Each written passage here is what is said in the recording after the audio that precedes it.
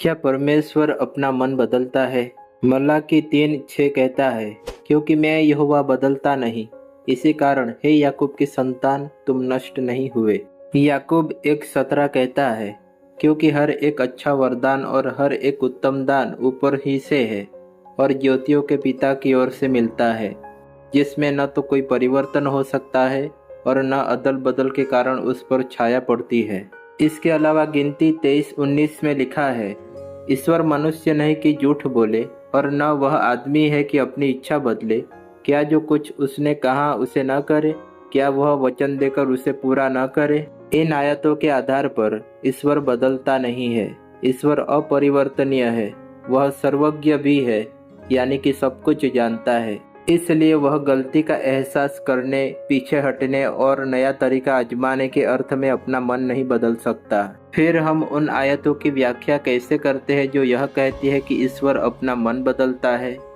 उत्पत्ति 6:6 कहता है, और यहोवा पृथ्वी पर मनुष्य को बनाने से पछताया और वह मन में अति खेदित हुआ। इसके अलावा निर्गमन 32:14 में घोषणा की गई है, तब यहोवा अपनी प्रजा की हानि करने से जो उसने कहा था पछताया। ये आयतें प्रभु के किसी बात पर पश्चाताप या पछतावे की बात करती है और ऐसा लगता है कि ये परमेश्वर की अपरिवर्तनीयता के सिद्धांत का खंडन करती है। एक और अंश जिसका अक्सर यह दिखाने के लिए उपयोग किया जाता है कि परमेश्वर ने अपना मन बदल दिया है, वह है योना की कहानी। अपने भविष्यवक्ता के माध्यम से परमेश्वर ने निनवे से कहा था कि वह 40 दिनों में शहर को नष्ट कर देगा, जैसा योना 3:4 में लिखा है। हालांकि निनवे ने अपने पाप का पश्चाताप किया। निनवे के पश्चाताप के जवाब में परमेश्वर ने दया की। उसने उन पर दया की और उन पर वह विपत्ति नहीं डाली जिसकी उसने धमकी दी थी। उन अंशों से जुड़े 2 महत्वपूर्ण विचार है जो कहते हैं कि परमेश्वर ने अपना मन बदल लिया। सबसे पहले हम कह सकते हैं कि यहोवा पृथ्वी पर मनुष्य को बनाने से दुखी हुआ। जैसे कथन मानव विरोधवाद या मानव विरोध के उदाहरण है। मानव विकृतिवाद एक अलंकार है जिसमें सीमित मानवता की भावनाओं या विचार प्रक्रियाओं को अनंत ईश्वर के लिए जिम्मेदार ठहराया जाता है। यह मानवीय दृष्टिकोण से ईश्वर के कार्य को समझने में हमारी मदद करने का एक तरीका है। उत्पत्ति 6:6 में विशेष रूप से हम मनुष्य के पाप पर ईश्वर के दुख को समझते हैं। ईश्वर ने स्पष्ट रूप से मनुष्य को बनाने के अपने निर्णय को उल्टा नहीं किया।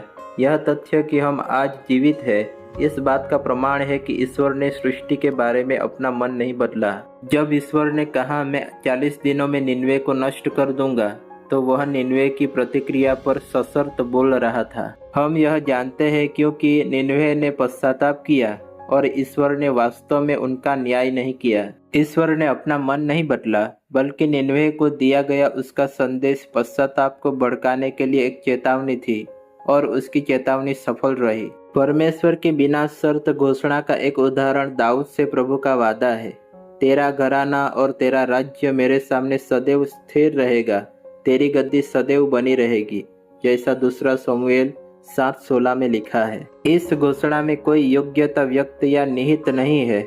चाहे दाऊद ने कुछ भी किया हो या नहीं किया हो, प्रभु का वचन अवश्य पूरा होगा।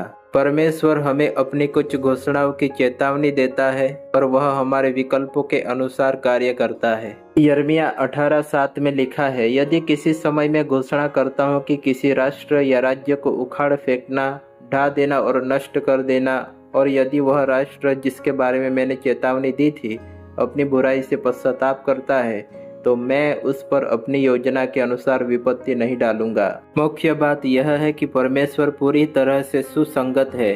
अपनी पवित्रता में परमेश्वर निनवे का न्याय करने जा रहा था। हालांकि निनवे ने पश्चाताप किया और अपने तरीके बदल दिए। परिणाम स्वरूप परमेश्वर ने अपनी पवित्रता में निनवे पर दया की और उन्हें बख्श दिया। यह तथ्य कि परमेश्वर हमारे निर्णयों के जवाब में हमारे साथ अपना व्यवहार बदलता है, उसका उसके चरित्र से कोई लेना देना नहीं है। वास्तव में क्योंकि परमेश्वर बदलता नहीं है, इसलिए उसे धर्मी लोगों के साथ अधर्मी लोगों से अलग व्यवहार करना चाहिए। यदि कोई पश्चाताप करता है तो परमेश्वर लगातार क्षमा करता है। यदि कोई पश्चाताप करने से इनकार करता है तो परमेश्वर लगातार न्याय करता है। वह दया से प्रेम करता है और पश्चाताप करने वालों को क्षमा करता है। क्या परमेश्वर दयालु होना भूल गया है? जैसा भजन संहिता 77:9 में लिखा है? उत्तर है नहीं।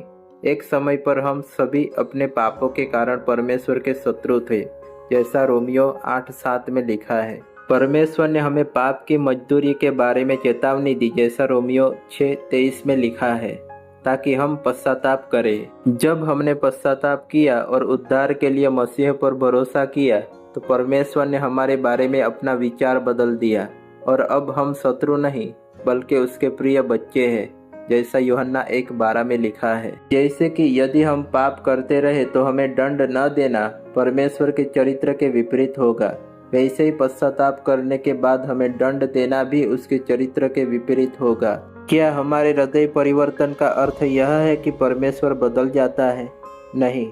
यदि कुछ भी हो तो हमारा उद्धार इस तथ्य की ओर इशारा करता है कि परमेश्वर नहीं बदलता है, क्योंकि यदि उसने हमें मसीह के लिए नहीं बचाया होता तो वह अपने चरित्र के विपरीत कार्य करता।